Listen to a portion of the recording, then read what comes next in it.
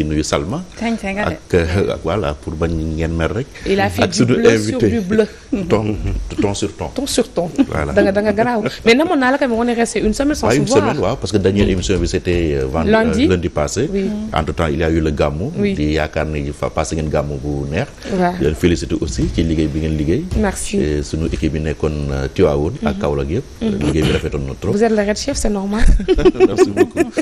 alors Pierre-Edouard Faye yaa ngi jàkkaarloog Ayib Daffé il est le mandataire d'Ousmane Sonko l'information moom xam naa duñ la ko wax ci la ñuy daal directement rek. waaw mooy li am àjjuma ji passé Ayib. ngeen demoon pour retirer fiche parrainage formulaire en tout cas ñu bañal leen ko est-ce que mën nga ñu expliquer ci biir DGE vendredi lan moo fa xewoon.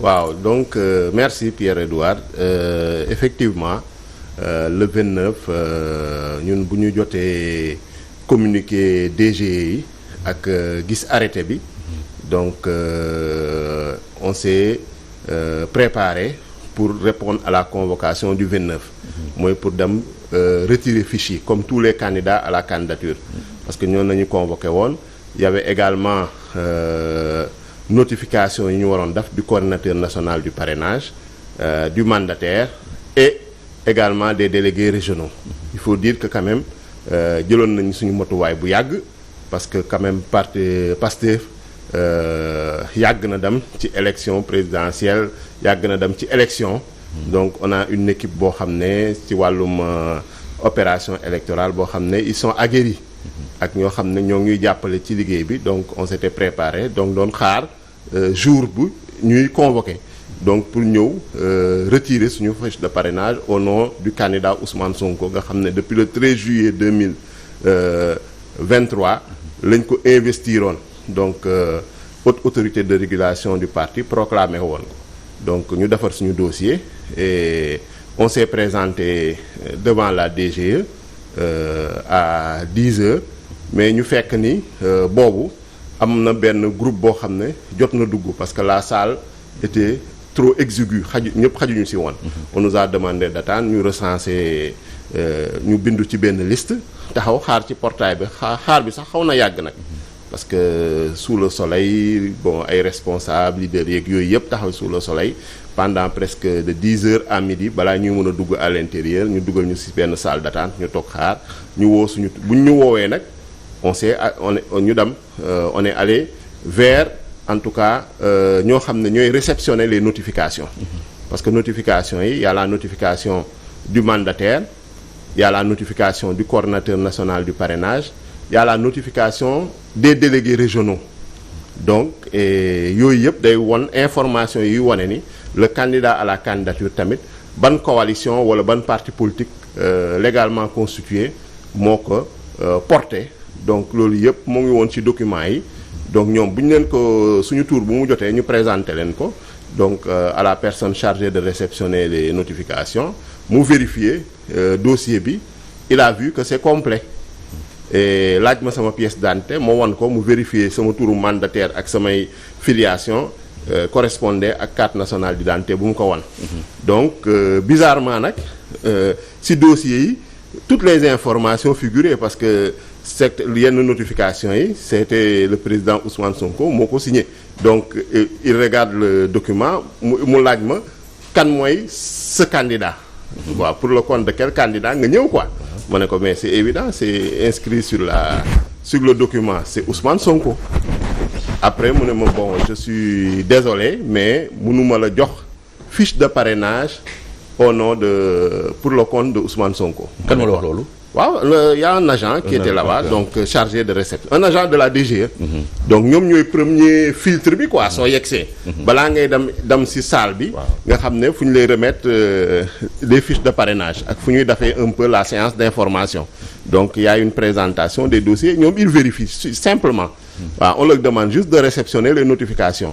donc parce que am na ñoo xam ne ils sont venus en tant qu'indépendants d'autres sont venus au nom d'une coalition d'autres sont venus pour le compte d'un parti politique légalement constitué parce que lu ñuy laajte en réalité y a rien de très compliqué yaakaar naa ni on parle de 126 127 mais ça aurait pu être des milliers parce que bon fiche de parrainage boobu sax mënoon na nekk sur le net voilà jeex na je pense que mais il s'était préparé sunu ma jàpp des instructions et même soo xoolee procédure bu ñu teg ça ne s'est jamais passé comme ça. Ah bon? Ah non mosuloon am donc ay inscrits sur ay kii bon parce que comme lu nga wax c'est des fiches yoo xam ne on peut le donner à celui qui le demande. Maintenant l'essentiel on vérifie que yow soit tu es indépendant soit tu es porté par un parti politique légalement constitué, une coalition de partis politiques légalement constitués. Donc bref moom bu mu kiiyee mu ne ma mënuñu la jox fiche au nom de Ousmane Sonko ma ne ko mais loolu lu tax mu ne ma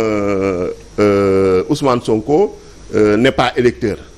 waaw ma ne ko mais loolu foo leen ko teg est-ce que vous avez une décision administrative da ngeen am benn note bu ñu leen jox wala benn notification bu ngeen recevoir mu ne ma non bon en tout cas il n'est pas sur les listes électorales. ma ne ko qui vous dit qu'il n'est pas sur les listes électorales est-ce que am ngeen lu ngeen ma mën a wan benn preuve boo xam ne qui me dit que Ousmane Sonko n'est pas sur les listes électorales. Bon mu continuer bon effectivement nous on est l'administration on est obligé d'appliquer les décisions ma ne ko mais quelle décision. décision fu mu jógee. voilà non ma ne ko quelle décision. ma ne ko est-ce que vous avez reçu des instructions dans ce sens-là finalement loolu laa ko laaj. parce que bon c'est un agent bon je dirais pas simple agent mais quand même voilà c'est pas un responsable donc finalement je lui ai posé la question. directive lañ ko jox. voilà mu ne ma ne ko est-ce que vous avez reçu des instructions mu ne ma oui on a reçu des instructions dans ce sens-là. Donc sur cette là bon j'ai pas plus insisté. Il m'a remis mon dossier tel que je l'avais remis mu delloo ma dossier bi bu ma delloowee dossier bi nag j'ai fait appel à l'huissier. Parce que quand même mu constater. mu constater effectivement mu constater le refus la décision administrative de refus de remettre les fiches de parrainage pour le compte du candidat Ousmane Sonko. Alors que soo xoolee ce jour-là ils ont remis à 127 au moins candidats à la candidature des fiches de parrainage.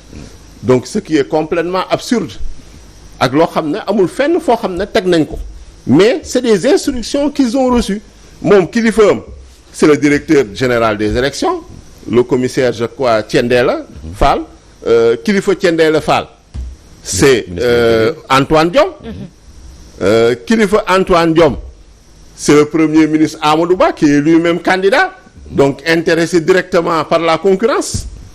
ñan la war a jàkkaarloo dafa am plus d'égalité de ce point de voilà vue. non complètement parce que mënoo joxe ay instructions politiques à une administration te amul base écrite amul notification amul dara des gens comme ça oralement mu ne la wéy mënuma la jox fiche au nom de telle personne oralement comme ça.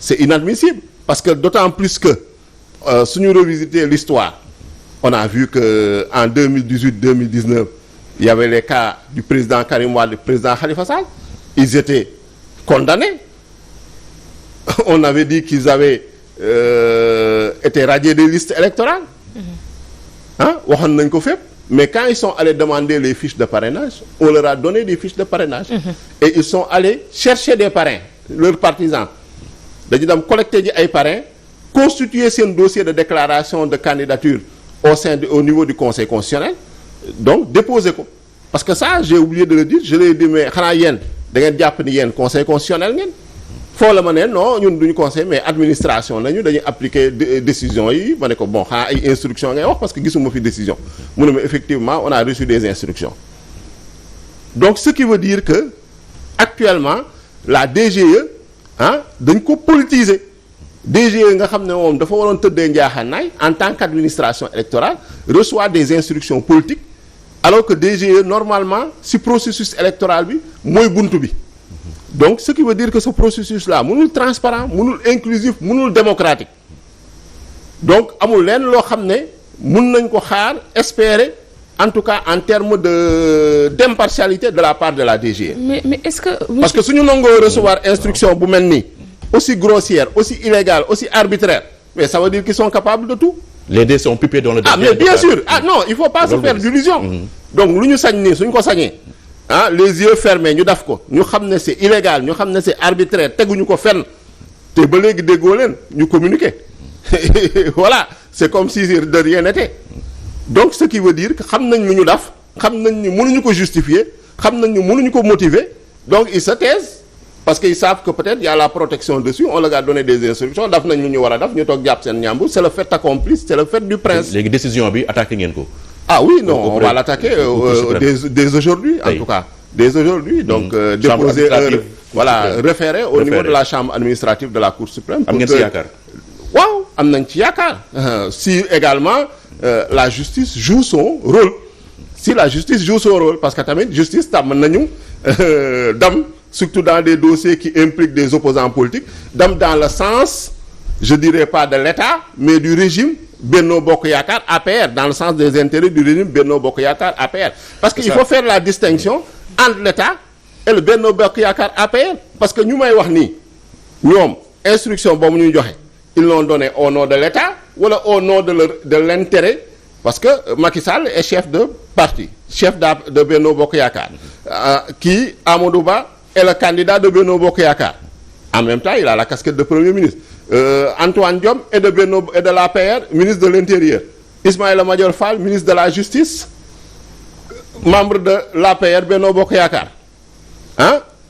Ñun nag ñu amoon yaakaar mooy les hauts fonctionnaires comme le directeur général des élections nga xam ne commissaire la.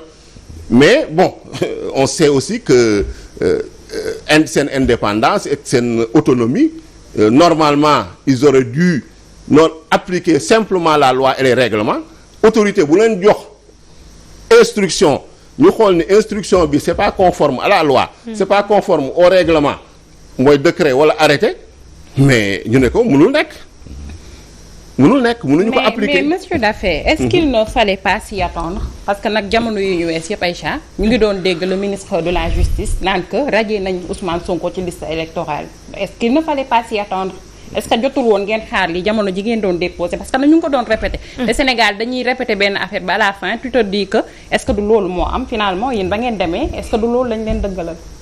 waaw bon il fallait pas s'y attendre. Bon ñun on avait pris la précaution d'y aller avec un huissier donc mënuñu ne daf ñoo bett complètement, mais quand même lu ñu war a xaar dans un état de droit, dans un pays démocratique, et la moindre des choses c'est que ñu appliquer la loi, ñu appliquer les règlements.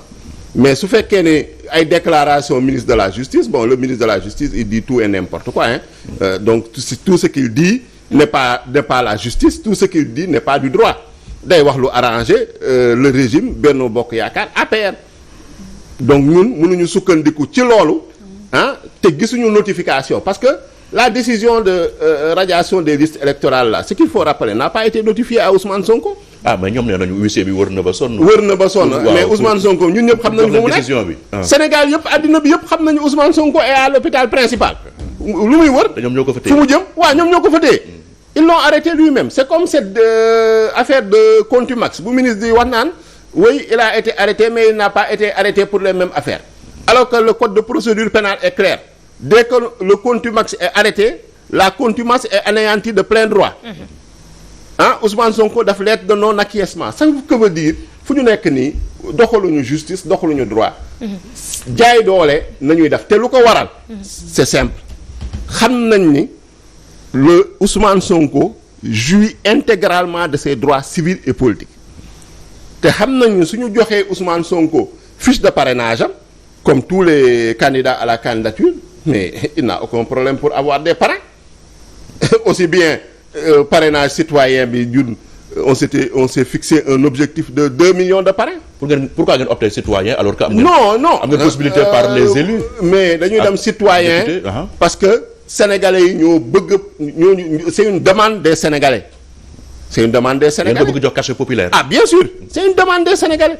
Maintenant suñu fa yeggee nañu xool maintenant est-ce qu'on va utiliser le parrainage des députés ou le parrainage citoyen. Mais dañuy dem citoyen parce que c'est un droit pour tout le monde. Parce que c'est un moment boo xam ne nit ñi tamit dañu bëgg, parce que xam nga dañu ne système bu ñu nekk dañu ne un électeur ne peut parrainer qu'un seul candidat. Mais il y a des millions de Sénégalais qui veulent parrainer Ousmane Sonko. Donc ñun on a le devoir en tant que coalition d'am vers ces Sénégalais-là pour leur présenter leur candidat.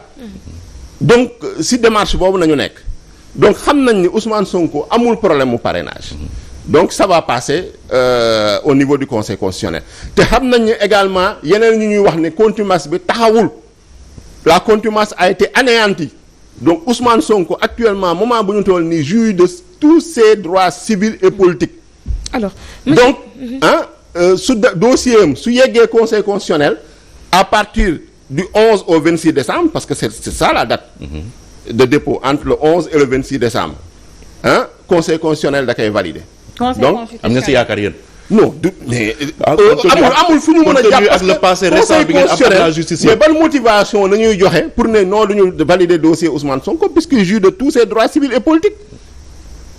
jouit sur la base du droit rek maintenant suñ ko jaaralee feneen ñu kii mais la logique est que le conseil constitutionnel valide le dossier de candidature de Ousmane Sonko moo tax ñu ne duñ ko bàyyee sax bu yegg foofu parce que ñoom seen bopp wóoluñu waa conseil constitutionnel. alors parce que xam nañ ni le président sortant n'est plus du damaat donc moom moo leen fa teg maîtrise bu mu war a am ci ñoom du ko amati ci ñoom ñoom ils vont se dire mais attends tout le peuple sénégalais nous regarde le monde entier nous regarde lu ñu war a def il faut qu'on se base au moins sur le droit même sooy jalgati il faut nga am foo sukkandiku. mais amul fenn fu ñu jàpp. monsieur Daffé loolu mënu woon commencer d'abord ci combat bi gën a yàgg wala bi gën a sax yaatu sans que Salma mu ngi joxe l'exemple du ministre de la justice mais man je dirais la question peut-être c'est Antoine Diome mi war a organiser élection présidentielle te ngeen seetaan ko ba fii. non est-ce que wax nga ko léegi le président Macky Sall peut-être conseil constitutionnel dina xool ne que nekkatul moo leen di jiite fii léegi 2025 keneen dina ñëw mën nañoo xool seen àqulaay taala ak seen métier bopp daal di wax trancher la vérité mais pour le cas peut-être de Antoine Diome bu fekkente ne moom moo war a tëgg élection présidentielle te mu xam ne ñoom ci seen ñoñ am nañu candidat est-ce que foofu partialité bi nga xam ne dañ ko ciy xaar dëgg dina ci am est-ce que yéen seen lutte nekkuloon d'abord ci fexe ba ku neutre tëgg élection yi ku wuteeg ministre de la justice parce que nga wax ko léegi nee nga agent wu DGE moo leen ko moo ne dañ ko jox instruction fan la jógee ci njiitu DGE kan mooy patron am Antoine Diome kan mooy patron président Macky Sall am na candidat kon ba tey il se sent concerné du processus est-ce que du woon xeex d'abord pour que Antoine Diome bañ a yor tëgg élection présidentielle yi. mais loolu c'est une évidence puisque wax nañ ko waxaat ko.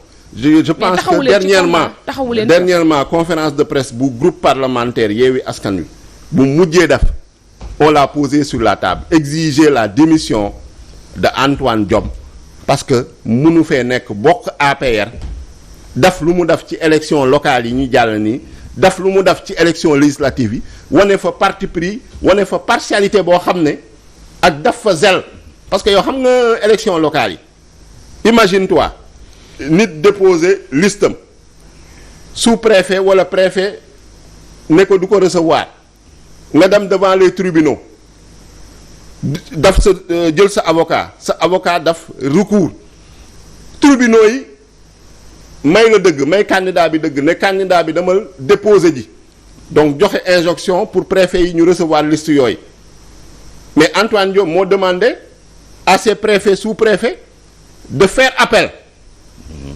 mais ñooñu lu ñuy def appel ban intérêt à agir c'est-à-dire c'est comme ñooñu dañu nekk finalement dañu leen dugal dans le jeu politique on a politisé l'administration territoriale. foofu lañu jëmaat nii. maintenant on a ci kaw candidature bi nii fiche bi. waaw tey bu cour suprême tranché en votre faveur est-ce que ñoom aussi duñu yeneen prox ndox. mais ils sont non loolu laa la wax. ma ne on a politisé l'administration territoriale avec Antoine Diome. On a politisé maintenant l'administration électorale parce que léegi c'est évident c'est flagrant donc dans ces conditions-là transparence mënoo fa am donc la première mesure au-delà de voir dans l'administration territoriale également ay mesures yu ñu war a jël et dans l'administration électorale c'est la démission de Antoine Diome et du directeur général des élections parce que moom ci la bokk tamit c'est la même chaîne de commandement ñun waxoon nañ ko déjà au niveau du groupe parlementaire Benno de Yewwi Askan Wi également tous les candidats à la candidature yaakaar naa ñoo xam ne jàpp nañ ñoom ci opposition bi nañu bokk wala en tout cas ils ne sont pas de la majorité on doit avoir la même attitude la même position par rapport à la neutralité en tout cas de l'administration électorale te la première autorité de l'administration électorale c'est le ministre chargé des élections mooy le ministre de l'intérieur ñun lu ñu laaj mooy qu'on nomme comme en 2012 comme en 2000 un ministre chargé des élections qui soit neutre, impartial, neutre, qui ne fasse pas du zèle pour le parti au pouvoir. léegi Ayib Et également un directeur général des élections qui ne soit pas aussi malléable, friable et Corvéable. influençable et corvéable et taillable. Ah, merci. léegi Ayib Daffé beneen actualité bi concerné seen parti parce que seen militants yëpp actuellement ñu ngi suivre te bëgg nañu xam bëgg am ay explications parce que yow même moment bi nga nekk DGE pour am formulaire de parrainage pour Ousmane Sonko moment boobu aussi am na juróom yu bokk ci yéen yu fa envoyé mandataire pour ñu am fiche seen militants yi li ñu bëgg xam nag mooy ñi naan stratégie lan mooy stratégie bi c'est quoi le bien fondé du fait d'avoir au moins 5 personnes yu bokk seen parti yu jël fiche de parrainage pour mën a uti ay parrainage. waaw loolu moom mënuma see sore parce que lu ñu mën a wax rek effectivement c'est une stratégie de sécurisation du projet de PASTEF. C'est une stratégie de sécurisation du projet de PASTEF. amuleen plan B amuleen plan Z. non nekkuñu ci ay plan B. non nekkuñu ci ay plan B parce que nit ñi fu ñu doon xaaree nekkuñu foofu ñun fu ñu nekk mooy jàpp nañu on a la conviction que la candidature de Ousmane Sonko est valide et recevable te c'est le meilleur candidat xam nañ ni moom ak moom su ñu demee élection. Le projet bu ñu yor ni les Sénégalais vont le plébisciter au premier tour incha allah am nañu yaakaar boobu. te liggéey nañ ci pendant des années donc ba léegi ci dynamique boobu nañu nekk. mais nag boo da ngeen bëgg protéger projet. non waaw projet bi mais actuellement il est en danger. on protège le projet on protège le porteur du projet. le projet il est en danger muy le président Ousmane Sonko. le porteur il est en danger loolu ngeen reconnaître. mais il est agressé de toutes parts ça c'est évident gis nañ ni.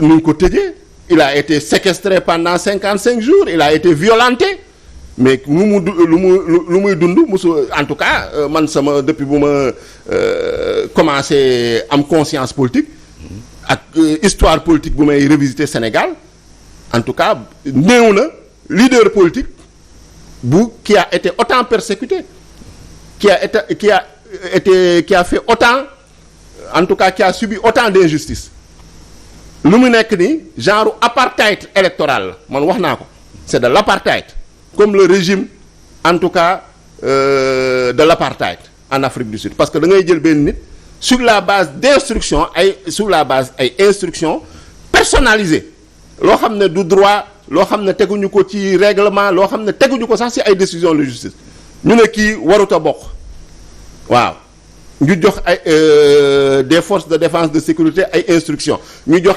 illégal jox ko administration bi que ce soit l'administration territoriale que ce soit l'administration électorale pour le bannir du système politique sénégalais sur quelle base alors que c'est un citoyen comme tout le monde ñëpp xam valeur am mu jaar fu mu war a jaar jàng fu mu war a jàngee il jouit de tous ses droits civils et politiques il remplit les conditions yi nga xam ne constitution bi moom la fixé pour être candidat.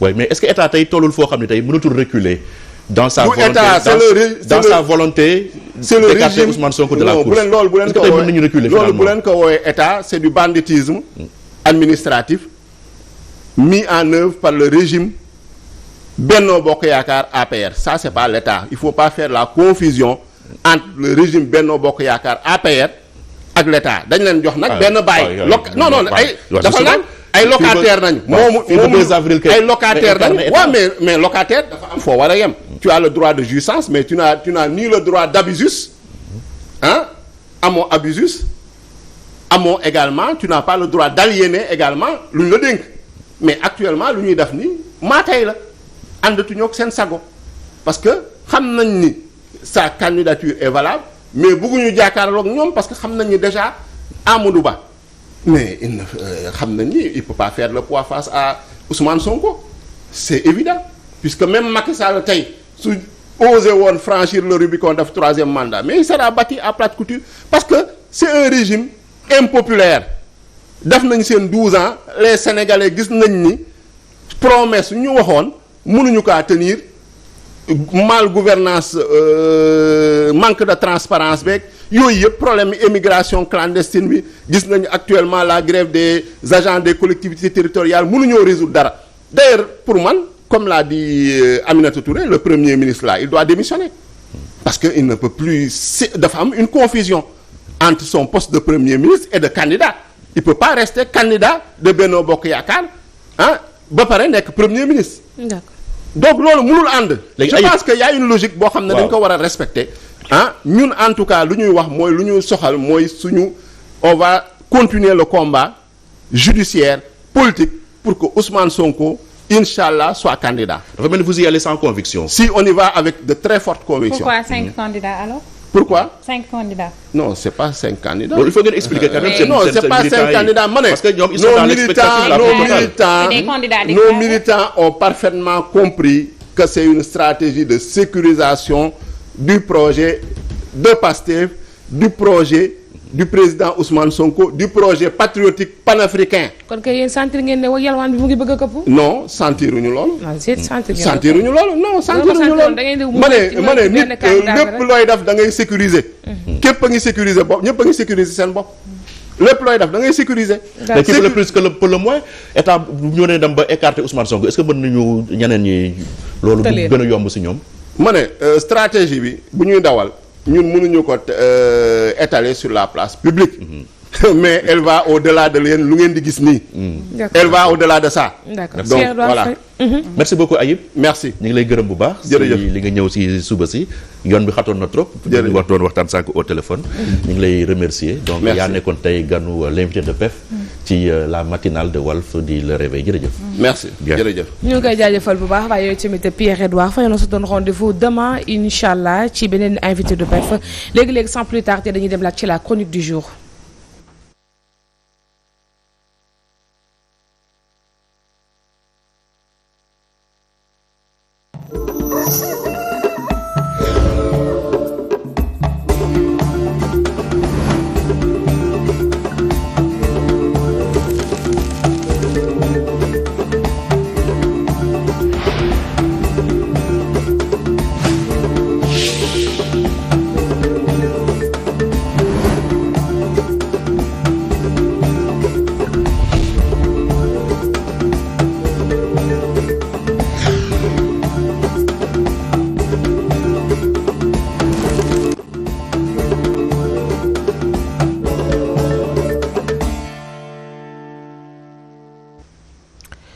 Chronique géopolitique comme tous les lundis dañu si ànd ak Mame Birame Wathie il vient de nous rejoindre sur le plateau Limina maa ngi lay nuyu. maa ngi lay fay soxna Aïcha Diakhaté di nuyu soxna Salma Sénégalais ak Gambie ñi seetaan yëpp. temps yi moom jël nga jàmm Salma temps yi Limina daa leer de.